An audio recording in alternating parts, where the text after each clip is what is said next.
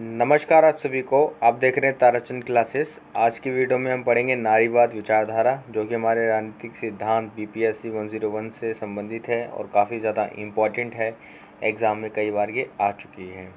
ठीक है, देखो नारीवाद बहुत ही ज़्यादा इजी टॉपिक है। इसका सीधा सा मतलब है कि समानता पर बदल दिया गया है। इसका ये कतई मतलब नहीं है कि स्त्रियों को, यानी कि स्त्री हैं, महिलाएं हैं, उनको ज़्यादा इम्पोर्टेंस दे दी जाए पुरुष से या किसी अन्य समुदाय से, ठीक है, किसी अलग लैंगिक वर्ग से। कहने का मतलब ये है सिंपल सा कि स्त्री और पुरुष दोनों क्या रहें, बराबर रहें, उन्हें समानता समाज में इक्वल मिले, सारे अवसर समान मिले, ठीक है, उनके साथ किसी प्रकार का भेद ना हो। ठीक है, नारीवाद जो है इसका भी खंडन करती हैं कि उनको ऐसा ना हो कि उनकी ज़्यादा इम्पोर्टेंस बढ़ा दी जाए और पुरुष समाज को ज़्यादा नीचे कर दिया जाए। ये बिल्कुल नहीं उनका समर्थन है। उनका सीधा सा बात है, सीधी सी बात है उनकी, स्त्री और पुरुष दोनों क्या रहें, बराबर रहें, दोनों को इक्वल समान अपॉर्चुनिटी मिलती रहे, बस, और कुछ नहीं। ठीक है, जो कि अच्छी बात है हमारे देश में। और आज वर्तमान में भी लड़का हो चाहे लड़की हो, दोनों बराबर रहने चाहिए। ठीक है, उनको दोनों समान अवसर भी प्राप्त होने चाहिए। जेनेटिक में और सामाजिक में फ़र्क रहता है, इस बात का तो सब एक्सेप्ट करते हैं। जब किसी स्त्री और पुरुष का जन्म होता है तो जब वो अपने विकास के लिए आगे बढ़ते हैं ना, उनको जो अवसर मिलते हैं वो दोनों को समान रूप से मिलने चाहिए। ठीक है, बस।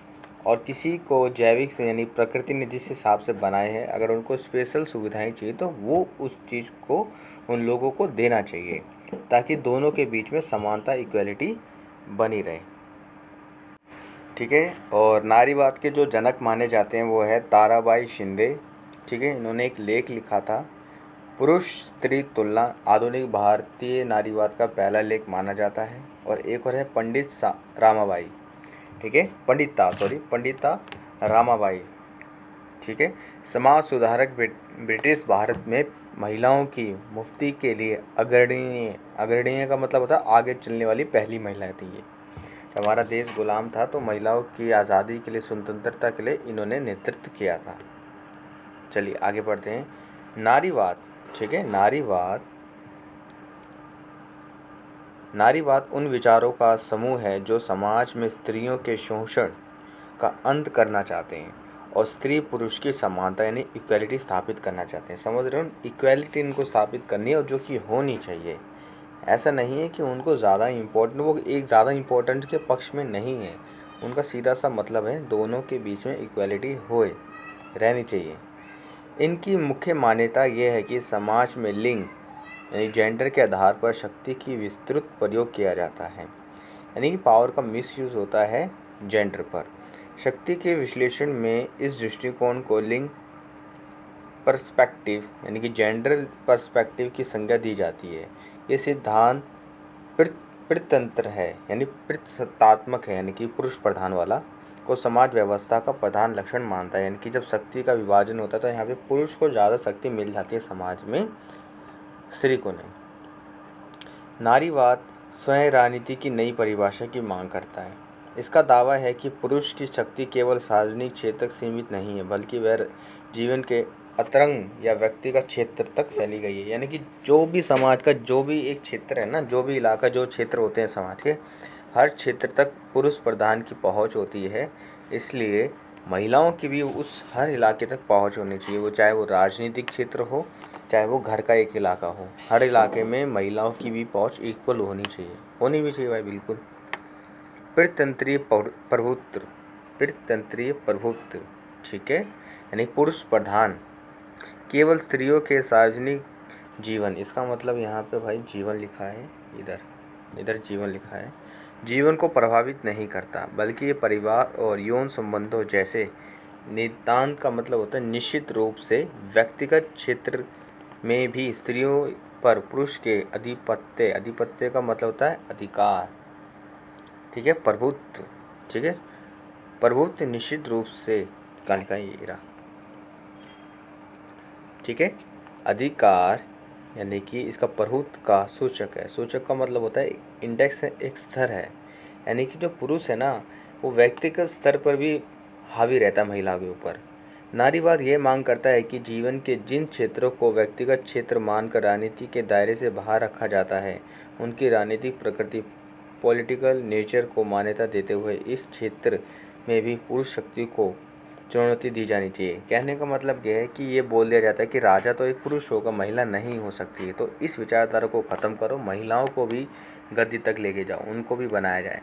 ठीक है, तो हमारे देश में भी प्रधानमंत्री वो बन सकती है और बनी भी है। इंदिरा गांधी थी पहली प्रधानमंत्री बनी थी महिला। किरण बेदी बनी थी पहली IPS officer. Okay, Kalpana Chawla भी, बहुत सारे हैं। अगर हमारे देश में हर महिलाओं को इक्वल राइट्स दिए जाएं, सारे अवसर दिए जाएं, तो वो भी बहुत अच्छा काम कर सकती हैं और उनको करना भी चाहिए और उनको अधिकार भी देने भी चाहिए। ओके, किसी को कोई किसी फालतू का बेफालतू के लफड़ों में नहीं रहना चाहिए। सब इक्वल हैं, सब अपना विकास करेंगे। फ़ायदा किसको होगा? अपने देश को ही तो होगा। ठीक है, या अपने परिवार को फ़ायदा होगा। बस, तो राइट सबको मिलना चाहिए। मुख्य संदेश क्या है? नारीवाद का जो मुख्य संदेश है, समाज में स्त्रियों को पुरुष के समान गरिमा यानी प्रदान करने के लिए स्त्रियों को उच्च शिक्षा के प्राप्त अवसर प्रदान करने होंगे। सम्मानित व्यवसाय में और उच्च पदों पर स्त्रियों की प्रतिनिधित्व को पुरुषों के बराबर सर लाना होगा। ठीक है, यानी कि हायर एजुकेशन दिया जाए और हायर लेवल की जॉब्स प्रोवाइड किए जाए, उसका वो नेतृत्व भी कर सकें।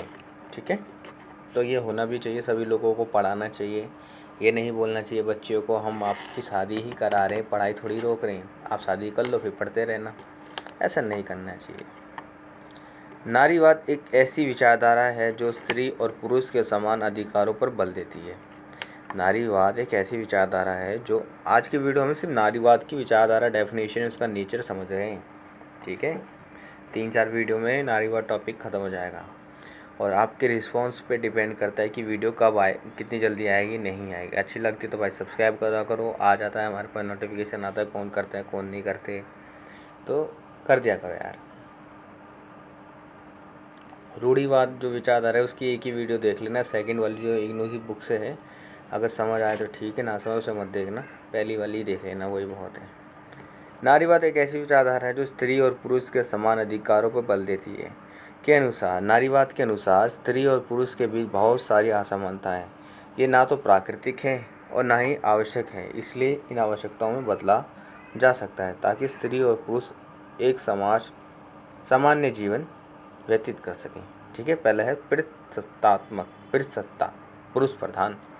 ठीक है, असमानता का मुख्य कारण पितृसत्ता है। ये एक ऐसी व्यवस्था होती है जिसको आप बचपन से पढ़ते आ रहे हो।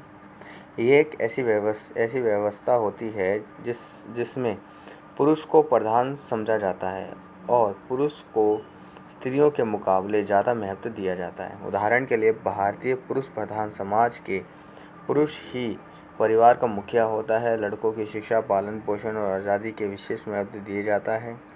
इसके विपरीत लड़कियों पर बहुत सारी पाबंदियां लगाई जाती हैं, चार दीवारी के अंदर रखा जाता है, उनके पैदा होने पर अफसोस किया जाता है। लेकिन आज वर्तमान में नहीं है, सब इक्वल हैं, लेकिन कुछ इलाकों में हो जाता है। पुरानी गंदी प्रथाएं भी जुड़ी हुई हैं। चीज़ों को बदलने में समय लगता है, समय लग रहा है, लेकिन अब जिस तेजी से लोगों की मेंटालिटी सुधर रही है वो बहुत अच्छी बात है। ठीक है, हम तो अफसोस नहीं भाई, हम तो बहुत लकी मानते कि घर में लक्ष्मी आई है। ओके, उनका पैदा होने पर अफसोस किया जाता है। परिवार में लड़कों की कामना की जाती है ना, दोनों ही बराबर है भाई, अच्छे से पढ़ाओ। लड़कों के पैदा होने पर खुशियाँ मनाई जाती है भाई, हम तो दोनों पे मनाते हैं। ये है दूसरा, ये व्यवस्था प्रकृति ने नहीं बल्कि समाज ने बनाई। ये जो सारी एक्टिविटीज़ हुई हैं, ये सारी जो एक्टिविटी करी किसने बनाई? प्रकृति ने तो नहीं करा, ये समाज ने करा कि किसका जन्म होने पे खुशी बनेगी, किस पे नहीं। ये तो समाज की विचारधारा है। ठीक है, बल्कि समाज ने बनाई है। समाज ने ही स्त्री पुरुष के कामों को घर और बाहर के कामों में बांटा है। इसलिए नारीवाद पितृसत्ता समाज की आलोचना करता है और करनी भी चाहिए। देखो, असमानता दो प्रकार की होती है, जैविक, ठीक है, और लैंगिक। जैविक यानी प्रकृति द्वारा और लैंगिक समाज द्वारा। जीव विज्ञान के अनुसार सिर्फ औरतें ही गर्भ धारण कर सकें, बच्चों को जन्म दे सकती हैं। कितनी अच्छी पावर दी गई उन्हें।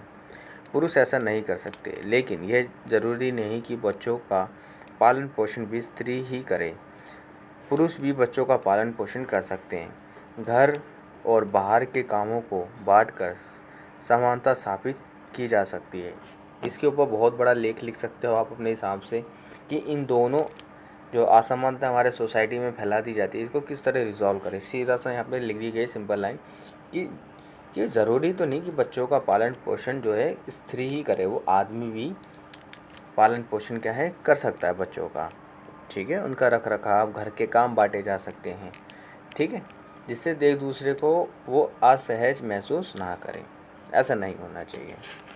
जो लोगों के मन में मेंटेलिटी बनी रहती है कि मैं बाहर काम करके आया हूँ तो मैं घर के बर्तन वर्तन हाथ नहीं लगाऊंगा, कपड़े नहीं धोऊंगा, ये गलत सीन है। काम बढ़ जाना चाहिए तो जिससे दोनों लोग जो होते हैं दोनों साइड के वो खुश रहते हैं। ठीक है, यही आज के अच्छे घर की पहचान है। ओके, अच्छे पार्टनर्स की पहचान है। चलिए, आज के लिए इतना ही। एक वीडियो और आएगी नारीवाद के ऊपर भी, आज ही अपलोड हो जाएगी।